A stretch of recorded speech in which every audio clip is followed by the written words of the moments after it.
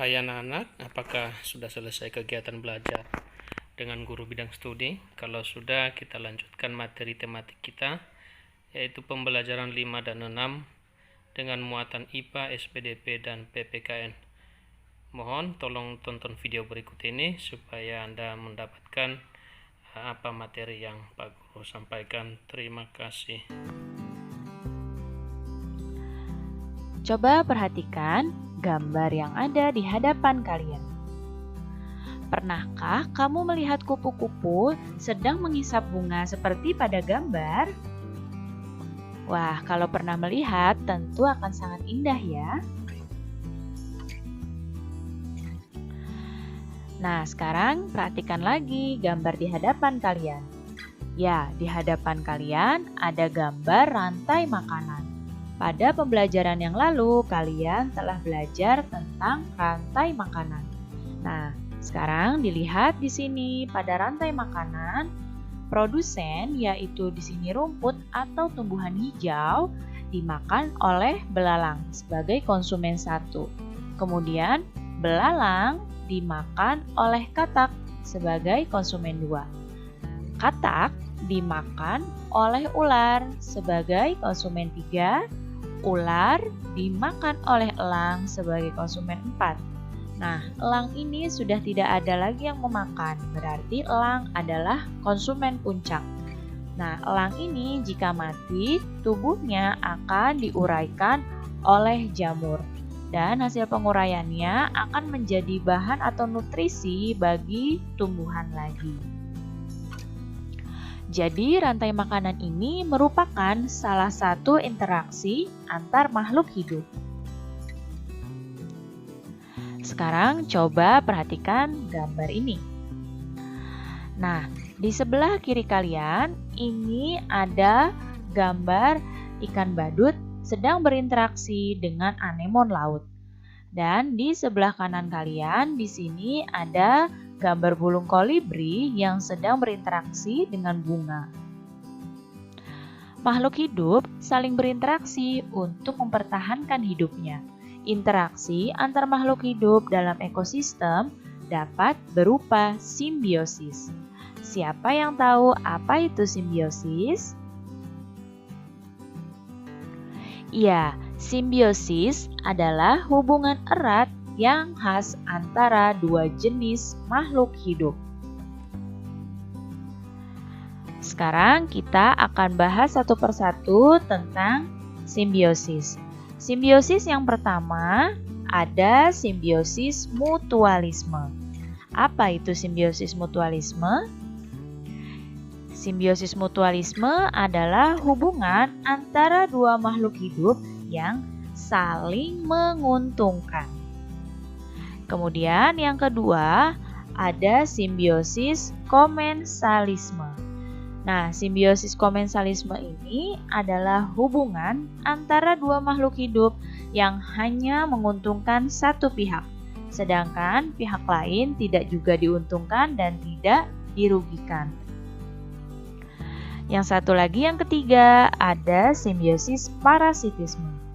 Nah, simbiosis parasitisme ini adalah hubungan yang hanya menguntungkan satu makhluk hidup saja dan merugikan makhluk hidup yang lainnya.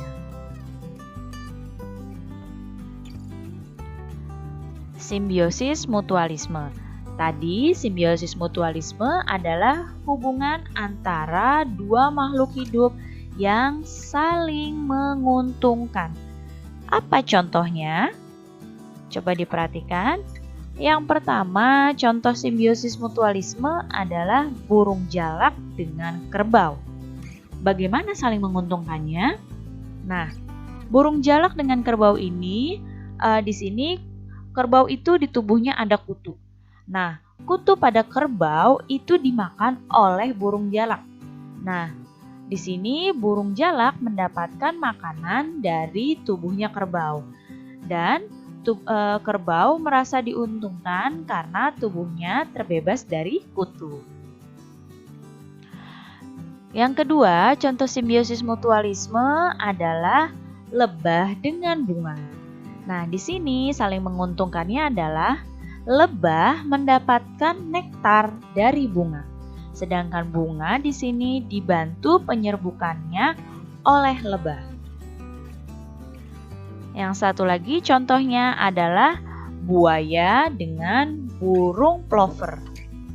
Nah, di sini burung plover akan mendapatkan makanan dari sisa-sisa makanan yang ada di gigi buaya. Nah, buaya juga merasa diuntungkan karena giginya menjadi bersih karena sisa makanannya tadi dimakan oleh burung plover. Ya, jadi contoh simbiosis mutualisme ada burung jalak dengan kerbau, lebah dengan bunga, dan buaya dengan burung plover. Selanjutnya adalah simbiosis komensalisme. Nah, simbiosis komensalisme ini adalah hubungan dua makhluk hidup yang menguntungkan satu pihak, tapi pihak yang lain itu tidak diuntungkan dan tidak juga dirugikan. Ya, contohnya yang pertama ada ikan hiu dan ikan remora. Di sini ikan remora yang kecil ini ya. Ikan remora ini mendapatkan makanan dan juga perlindungan dari tubuhnya hiu. Jadi ikan remora diuntungkan. Sedangkan ikan hiu ini tidak diuntungkan dan tidak juga dirugikan dengan kehadirannya ikan remora. Contoh selanjutnya ada ikan badut dengan anemon laut. Nah, di sini keuntungannya yang diperoleh oleh ikan badut. Ikan badut dapat berlindung dari predator di anemon laut ini. Nah, sedangkan anemon lautnya tidak merasa diuntungkan dan tidak juga dirugikan dengan kehadirannya ikan badut. Yang satu lagi contohnya adalah anggrek dengan pohon inangnya. Pohon inangnya ini adalah pohon tempat tumpang hidupnya si pohon anggrek ini. Nah, anggrek di sini mendapatkan keuntungan karena dapat menumpang hidup pada pohon inangnya. Di sini anggrek hanya menumpang hidup untuk mendapatkan sinar matahari untuk fotosintesis. Nah, sedangkan pohon yang ditumpangi oleh anggrek tidak diuntungkan dan tidak juga dirugikan. Jadi, contoh simbiosis komensalisme ada ikan hiu dan ikan remora, ikan badut dengan anemon laut, serta anggrek dengan pohon inangnya. Yang berikutnya adalah simbiosis parasitisme. Nah, simbiosis parasitisme ini adalah simbiosis yang hanya menguntungkan satu makhluk hidup dan merugikan makhluk hidup yang lainnya. Jadi, bedanya dengan komensalisme, pada parasitisme itu yang satu diuntungkan, tapi makhluk hidup yang satunya lagi itu dirugikan. Apa contohnya? Nah, di sini contohnya ada benalu dengan pohon inangnya atau pohon yang ditumpanginya. Nah, di sini benalu adalah tumbuhan yang menumpang hidup di tumbuhan lain. Nah, akan tetapi benalu ini menumpang hidup sambil mengambil sari-sari makanan yang ada di pohon yang ditumpanginya. Nah, tentu saja pohon yang ditumpangi oleh benalu ini akan dirugikan karena sari-sari makanannya ini dihisap oleh benalu. Contoh yang berikutnya adalah ulat dengan pohon buah. Di sini ulat mendapatkan makanan dari pohon yang ada buahnya. Akan tetapi pohon dirugikan karena buah-buahannya menjadi rusak dimakan ulat. Contoh simbiosis parasitisme lagi adalah kutu dengan kucing. Nah, di sini kutu biasanya tinggal di kulitnya kucing. Nah, kutu ini mendapatkan makanan dengan menghisap darahnya kucing. Tapi kucing merasa dirugikan karena rasa gatal yang ditimbulkan oleh kutu tersebut saat menghisap darahnya kucing. Ya, jadi ini ada beberapa contoh simbiosis parasitisme.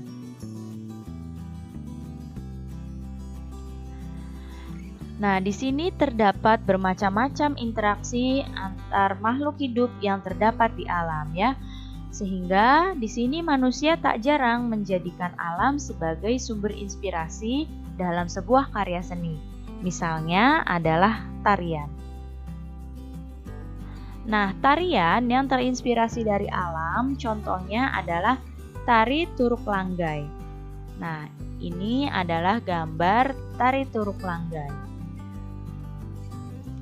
Tari Turuk Langgai ini berasal dari Kepulauan Mentawai di Nias, Sumatera Utara. Nah, dalam tarian ini penari menirukan gerak hewan seperti unggas, kelinci, dan juga monyet. Tarian ini biasanya ditarikan sebagai penutupan prosesi pengobatan yang dilakukan oleh ahli pengobatan tradisional suku Mentawai atau para sikere. Nah, bisa kalian lihat di sini properti pada tarian ini ada bulu unggas, kemudian juga ada dedaunan.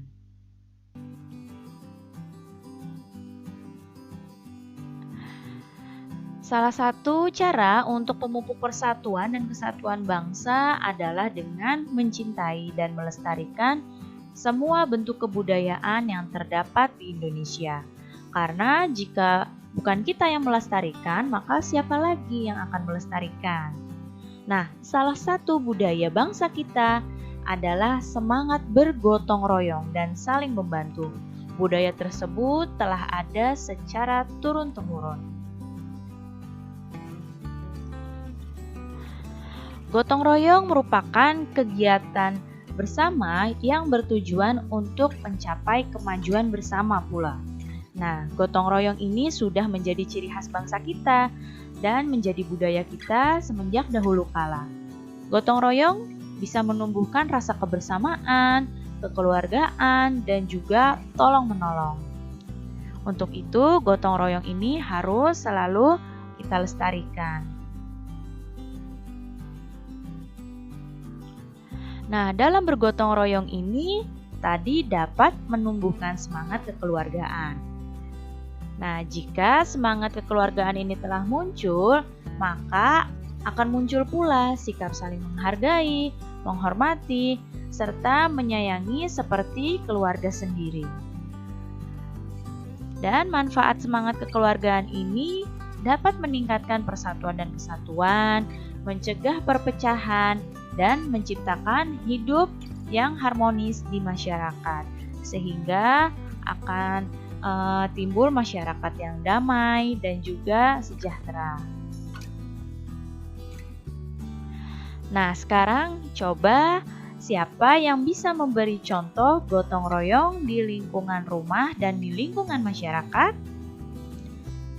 Ya, betul sekali. Contoh gotong royong di lingkungan rumah adalah membersihkan taman bersama keluarga. Sedangkan contoh gotong royong di masyarakat, benar, contohnya adalah membantu menyiapkan makanan untuk warga yang sedang melakukan kerja bakti. Baik anak-anak, Anda sudah menonton videonya.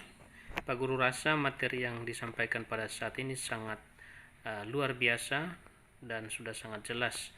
Semoga anak-anak kami dapat memahaminya dan sampai jumpa pada pertemuan berikutnya.